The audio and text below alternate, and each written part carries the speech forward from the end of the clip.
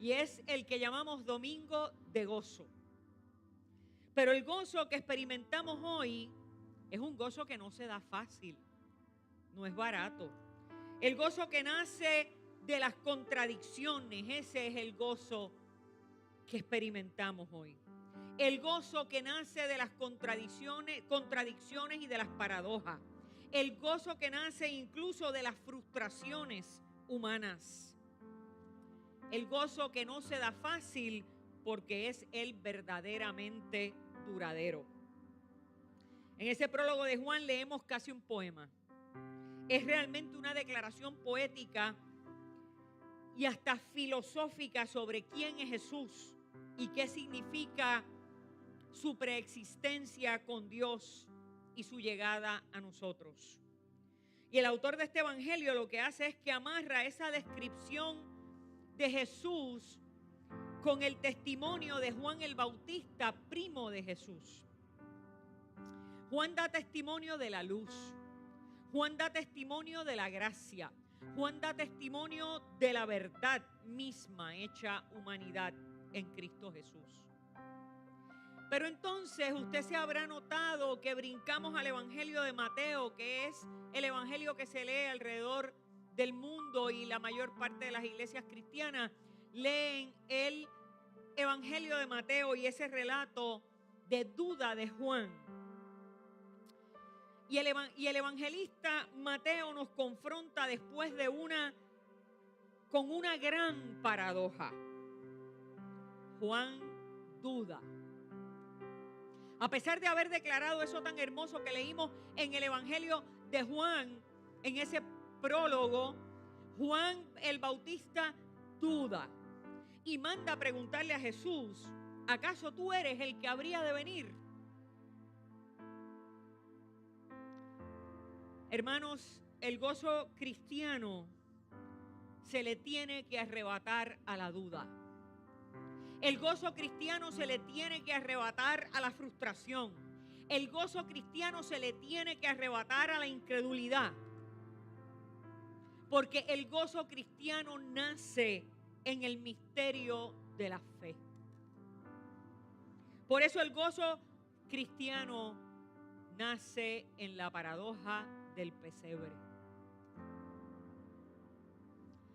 Paradoja porque Dios, todopoderoso, omnipotente, omnipresente, omnisciente, se hace niño y se hace pobre. Porque Dios se incuba en el vientre de una niña pobre, de un pueblo del que no se hablaba nada bueno, de una familia desconocida y con la fama de haber sido violada por un soldado romano o de haberle sido infiel a su prometido.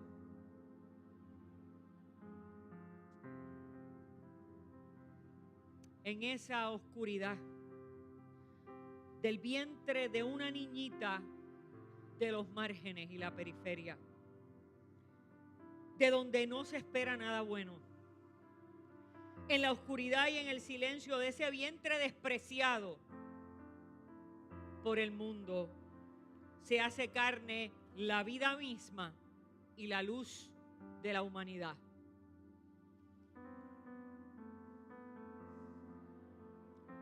Juan y Jesús, Juan el Bautista y Jesús, nacidos de Isabel y de María, parientes, tal vez prima,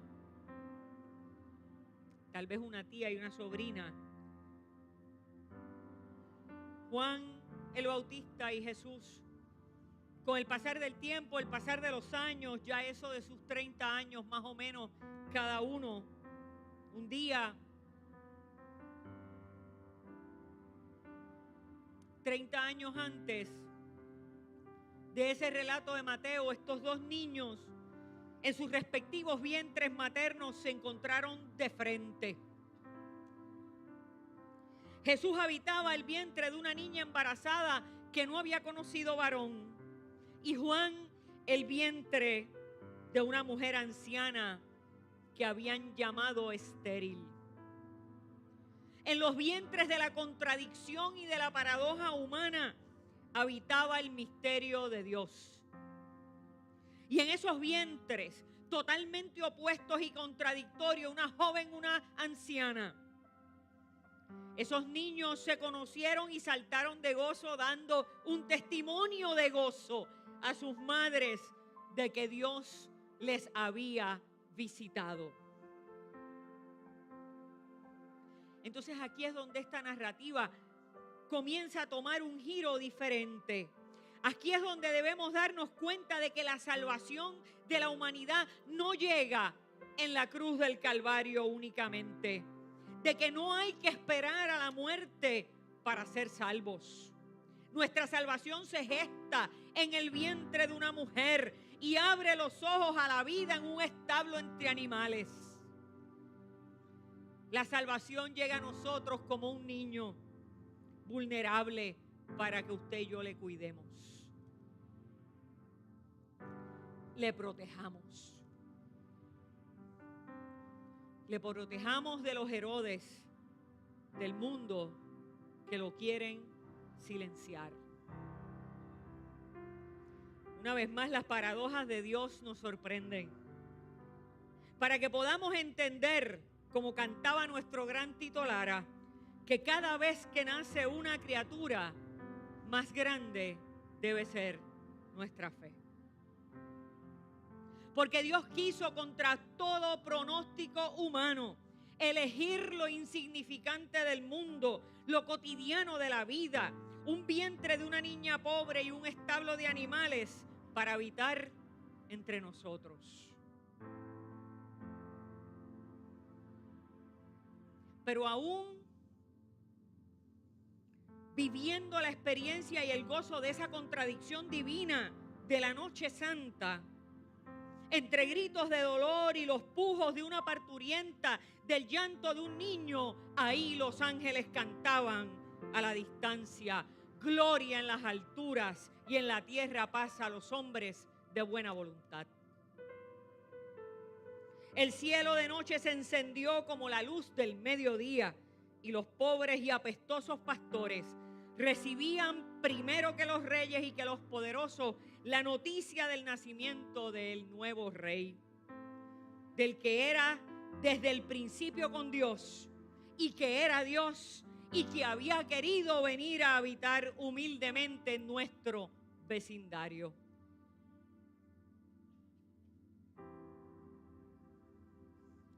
Pero al pasar del tiempo, ese niño emigró,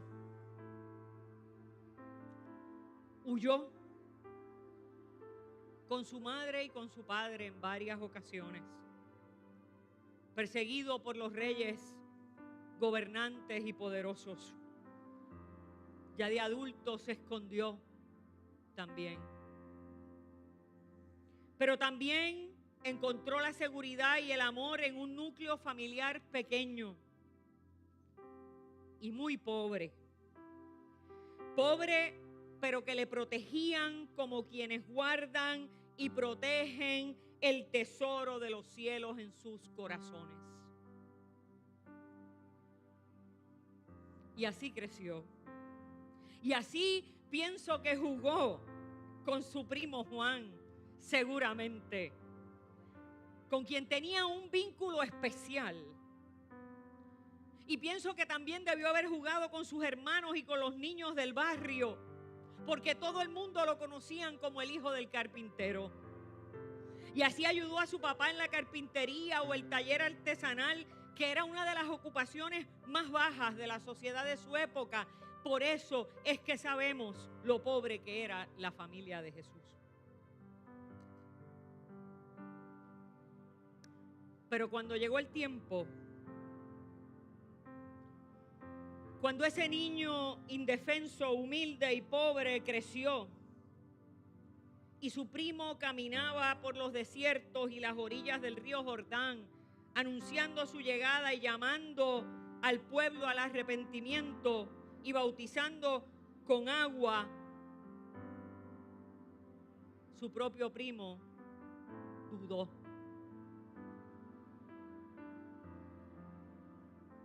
¿Cuántas veces no han dudado nuestros seres queridos los más cerca que están de nosotros, ¿cuántas veces no han dudado de nosotros? Y tal vez hasta cuántas veces no hemos dudado nosotros de ellos. Me pregunto por qué dudó Juan.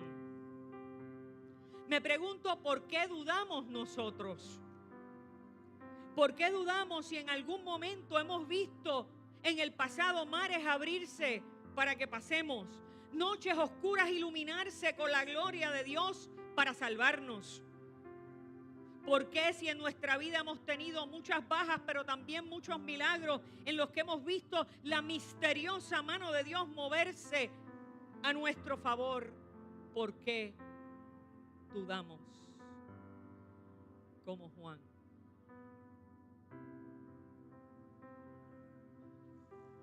Juan dudó de su primo. Del primo con el vínculo tan estrecho que los había hecho jugar de vientre a vientre. Gracias a la intervención del Espíritu Santo. Dudó de aquel que se hizo bautizar por él, para que el cielo se abriera y la voz de Dios Padre diera testimonio de él diciendo: este es mi Hijo amado, en quien tengo contentamiento, escúchenlo. Juan dudó porque todos dudamos. Juan dudó porque todos dudamos cuando Dios hace las cosas de una manera diferente a como nosotros las esperamos. Mire, los ojos de Juan estaban obsesionados y puestos en el pecado. Estaban puestos y obsesionados con los pecadores. Esa fue su misión y la llevó con verticalidad. Sin embargo, los ojos de Jesús estaban puestos en los hombres y las mujeres que sufren. Los ojos de Jesús estaban puestos en los niños como él, quienes tienen que emigrar huyendo de gobernantes déspotas como Herodes y los Herodes de este tiempo. Los ojos de Jesús estaban puestos en las mujeres acusadas de adulterio como su mamá. Los ojos de Jesús estaban puestos en los hombres como su primo, que por anunciar el reino de Dios y su justicia eran perseguidos y perdían hasta su propia vida. Los ojos de Jesús estaban puestos en los que apenas podían pagar por 2 palomitas, como le sucedió a su papá cuando tuvo que presentarlo en el templo. Y mientras tanto el templo se convertía en cueva de ladrones, en lugar de enriquecimiento de los religiosos. Los ojos de Jesús estaban puestos en los que trabajan de sol a sol y no les da para vivir. Y en los que están amenazados por enfermedades y situaciones límites, fronteras en las que no hay nadie ni nada que pueda hacer nada por ellos. Pero su primo no entendía. Estaba confundido y probablemente decepcionado. Mirándome profundamente a mi interior, tal vez yo también me hubiese sentido decepcionada. ¿Cuántas veces no hemos estado confundidos y decepcionados porque las cosas no salen como nosotros esperamos y como se las pedimos a Dios? Porque por ahí hay charlatanes diciéndonos que a Dios hay que pedirle las cosas específicas como yo las quiero. Porque se olvidan de que Jesús dijo: orad de esta manera, Padre, hágase tu voluntad y no la nuestra. Entonces ahí es cuando Jesús viene y cambia la manera de contestar nuestras preguntas.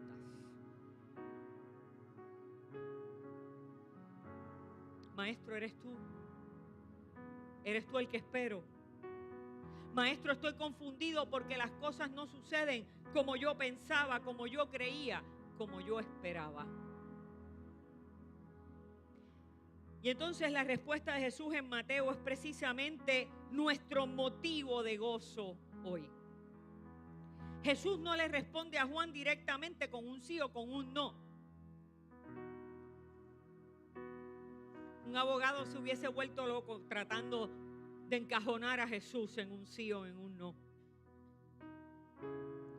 La respuesta de Jesús requiere interpretación. Y la interpretación, el lente para interpretar la respuesta de Jesús, depende de lo que hay en tu corazón. Para los que tienen un corazón endurecido y creen que Dios se puede amoldar a su manera de pensar y de hacer las cosas, la respuesta de Jesús debe haber sido un acertijo, un atrevimiento o hasta una herejía. Imagínense citando al profeta Isaías como si en él se hubiese cumplido la profecía. Sin embargo, para quienes tienen un corazón abierto a las sorpresas de Dios, a las maneras sorpresivas de Dios hacer cumplir sus promesas, promesas que en muchas ocasiones son contradictorias a nuestras expectativas, para esas personas de un corazón expectante y humilde delante de Dios, la respuesta de Dios significó sí. Emmanuel, Dios está con nosotros. Los ciegos ven, los cojos andan, los que tienen enfermedad de la piel son sanados, los sordos oyen, los muertos son resucitados y a los pobres se les anuncia la buena noticia del reino de Dios. Sí, mi hermano y mi hermana, Jesús es el enviado de Dios.